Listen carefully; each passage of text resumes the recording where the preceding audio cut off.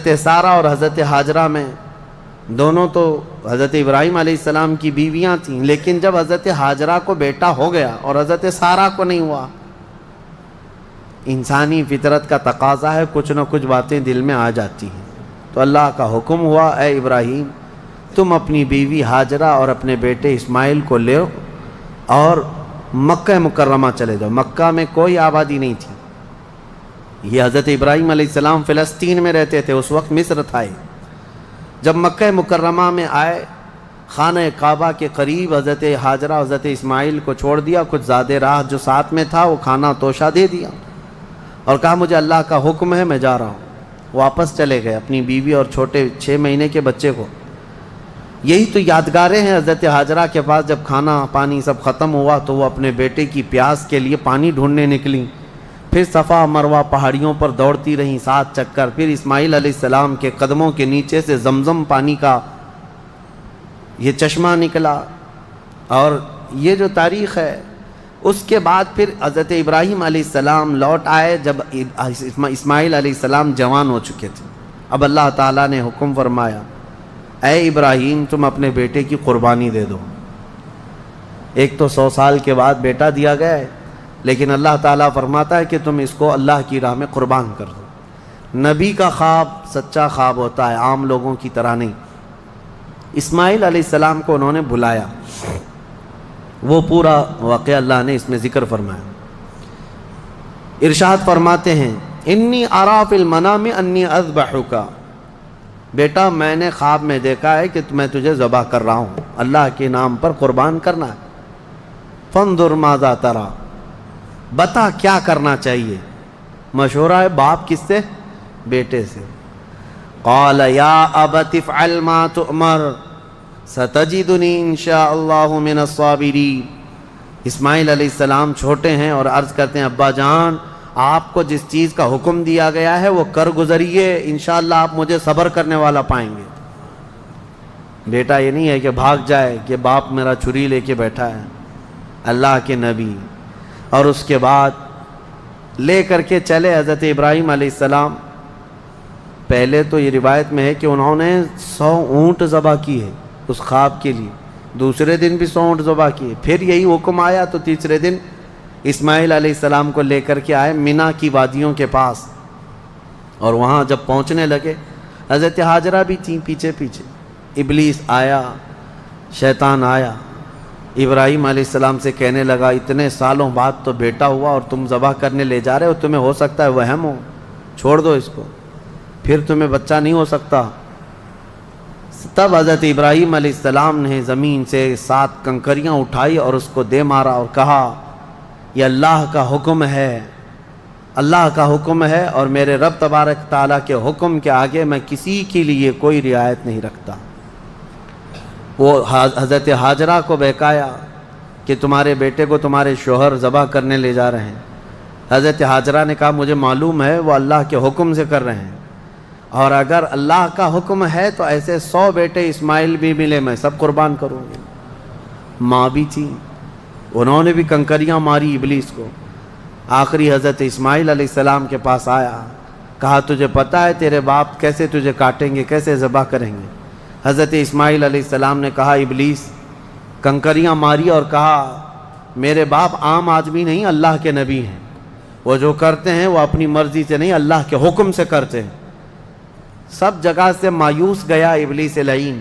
آج بھی وہاں 3 پتھروں کو جو حاجی کنکریاں مارتے ہیں وہ انہی بزرگوں کی نشانی ہے، انہی 3 بزرگوں کی نشانی ہے۔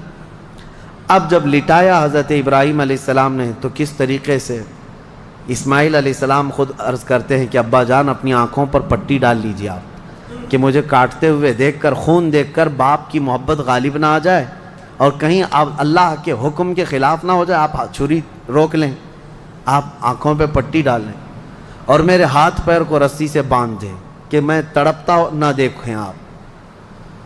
ایسے ہی ہوا، حضرت ابراہیم علیہ السلام نے پٹی ڈال لی آنکھ پر اور ان کے ہاتھ پیر باندھ دیے گئے۔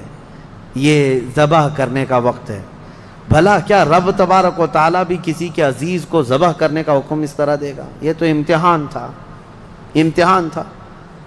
حضرت ابراہیم علیہ السلام گردن پر چھری رکھتے ہیں لیکن وہ چھری چلتی نہیں، بڑی تیز چھری لائی تھی انہوں نے، چھری نہیں چلتی۔ روایات میں ملتا ہے کہ حضرت ابراہیم علیہ السلام نے اس چھری کو پتھر پر یوں مارا تو پتھر 2 ٹکڑے ہو گئے، کٹ کے 2 ٹکڑے ہو گیا، لیکن گلا نرم و نازک اس چھری سے نہیں کٹتا تھا۔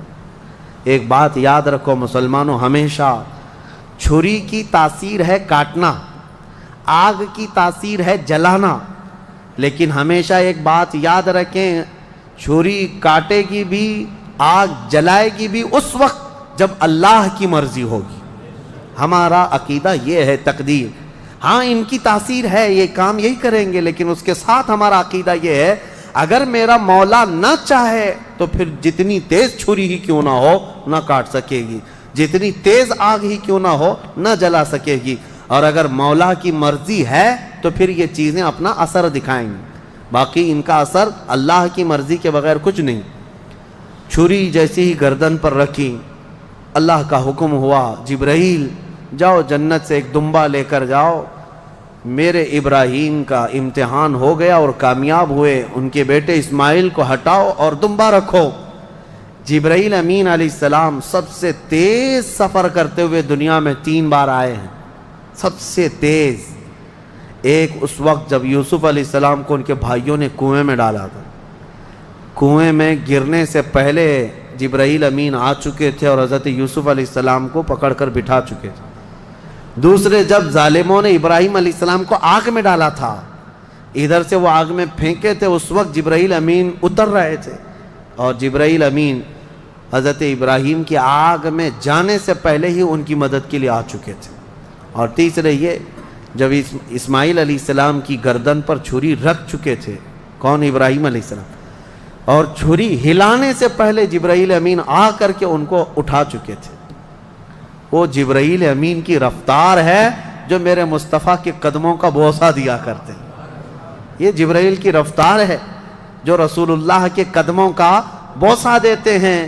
جو قدمہائے رسول کا بوسہ لے کر سدرہ کا مکی اتنا تیز رفتار ہے تو میرے مصطفیٰ کی رفتار کا عالم کیا ہے؟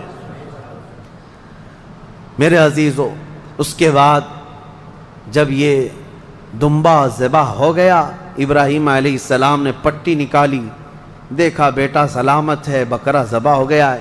قرآن میں اللہ فرماتا ہے وَنَادَيْنَاهُ أَن يَا إِبْرَاهِيمُ قَدْ صَدَّقْتَ الرُّؤْيَا إِنَّا كَذَلِكَ نَجْزِي الْمُحْسِنِينَ، ہم نے پکارا اے ابراہیم تم نے ہمارے حکم کو سچ کر دکھایا اور ہم ایسے ہی اچھا کرنے والوں کو بدلہ دیتے ہیں۔ وَفَدَيْنَاهُ بِذِبْحٍ عَظِيمٍ، پھر ان کو لقب دیا گیا کہ وہ ذبح عظیم ہے۔ کیا ہے؟ ذبح عظیم۔ اب یہاں پر ایک مسئلہ ہے یہودیوں کا، یہودی جو ہے اتنے سالوں سے اسی گھن چکر میں ہیں، وہ یہ نہیں مانتے قربانی ہوئی ہے، قربانی ہوئی ہے یہ مانتے ہیں، ابراہیم علیہ السلام نے اپنے بیٹے کی قربانی کی ہے یہ مانتے ہیں، لیکن وہ اسماعیل علیہ السلام نہیں تھے، وہ اسحاق علیہ السلام تھے، کیونکہ ان کے باپ ہیں، اسحاق علیہ السلام کی اولاد میں ہے نا یہ لوگ بنی اسرائیل، تو کہتے ہیں جو ذبح ہوئے تھے وہ اسحاق علیہ السلام تھے، اسماعیل علیہ السلام نہیں تھے۔ وہ اسی پٹی پڑھاتے ہوئے اتنے سال ان کے گزر گئے۔ میں ایک آیت پڑھتا ہوں جس سے پتہ چلے گا آپ کو کہ حضرت اسماعیل علیہ السلام حضرت ابراہیم کے بڑے بیٹے تھے، پہلے وہی تھے، اور جو پہلا بیٹا تھا اسی کی قربانی ہوئی ہے، یہ بات پکی ہے۔ جیسے کہ حضرت ابراہیم علیہ السلام کی یہ دعا قرآن میں الحمدللہ الذی وہب لی علی الکبر اسماعیل و اسحاق، تمام تعریفیں اس اللہ کے لیے جس نے بڑھاپے میں مجھے اسماعیل دیا اور اسحاق دیا، یعنی حضرت سارہ سے پھر حضرت اسحاق بھی پیدا ہو گئے بعد میں، لیکن پہلے کون پیدا ہوئے؟ حضرت اسماعیل۔ اب دوسری بات یہ بھی ہے کہ حضرت سارہ کو بیٹا نہیں تھا، تبھی تو حضرت ہاجرہ سے نکاح ہوا اور بیٹا ہوا، اس کے بعد پھر حضرت ابراہیم مکہ چھوڑ کر کے آئے۔ یہ سارے معاملات کیوں ہوئے؟ اس لیے کہ حضرت سارہ سے کوئی اولاد نہیں تھی، ہاں بعد میں حضرت سارہ سے حضرت اسحاق علیہ السلام پیدا ہوئے۔ بہرحال یہ فیصلہ تو قیامت کے دن ہوگا، لیکن میرے آقا صلی اللہ تعالیٰ علیہ وسلم نے حدیث پاک میں ارشاد فرمایا انا ابن الذبیحین، میں دو ذبیحوں کا بیٹا ہوں، میں دو ذبیحوں کا بیٹا ہوں۔ یہ کیا مطلب ہے اس حدیث کا؟ حضور پاک صلی اللہ تعالیٰ علیہ وسلم کے والد حضرت عبداللہ جو حضور کی ولادت سے پہلے انتقال کر چکے، بچپن میں یہ اتنے بیمار ہوئے تھے کہ حضرت عبد المطلب حضور صلی اللہ علیہ وسلم کے دادا، انہوں نے یہ خانہ کعبہ میں یہ نذر کر لیا تھا کہ میں اپنے اس بیٹے کے قربانی دوں گا۔ کس کی؟ حضور صلی اللہ علیہ وسلم کے باپ حضرت عبداللہ کی۔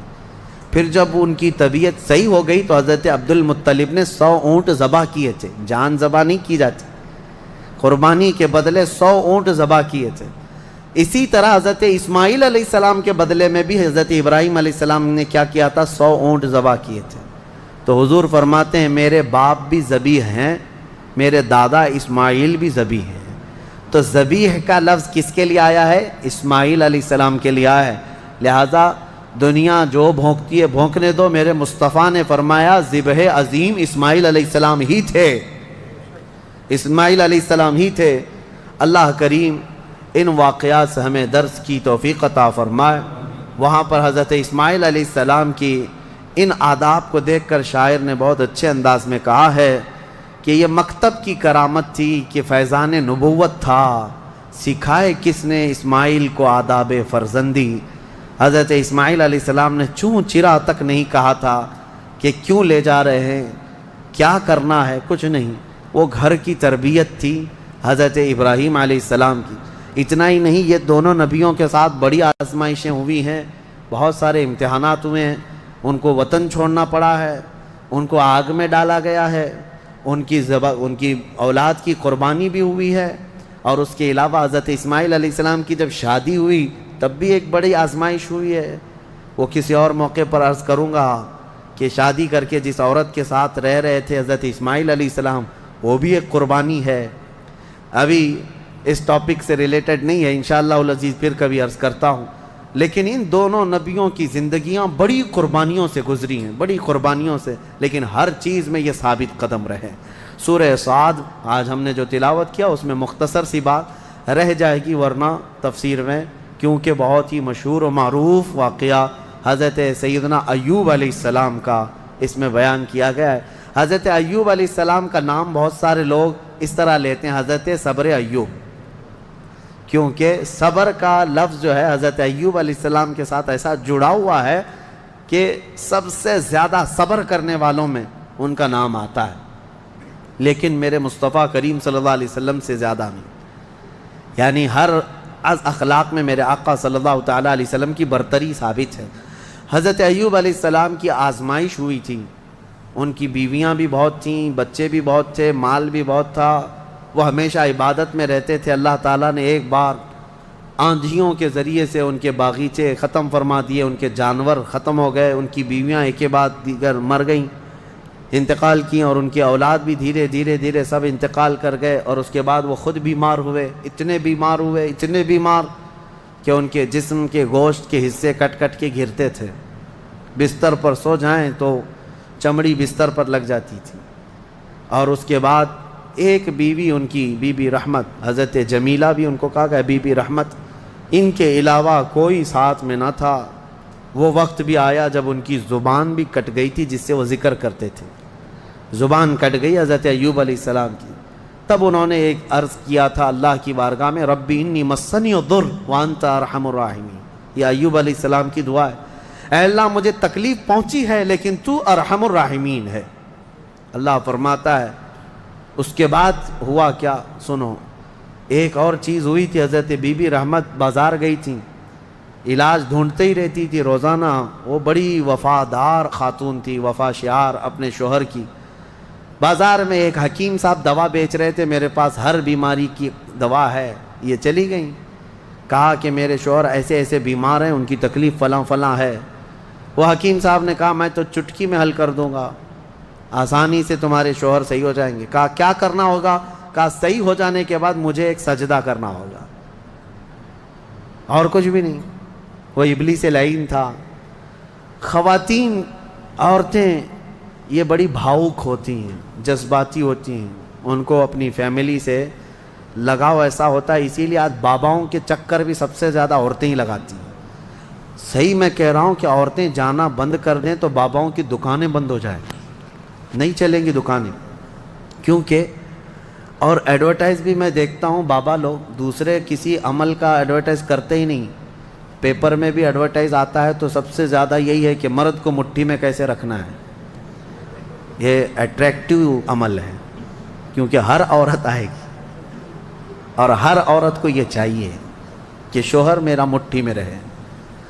اور پھر دوسرا عمل یہ بھی ہے کہ کیسے شوہر اپنی بیوی سے دور ہو جائے، یہ شوہر کی اماں ساس کا عمل ہے، اس کو بھی یہی چاہیے۔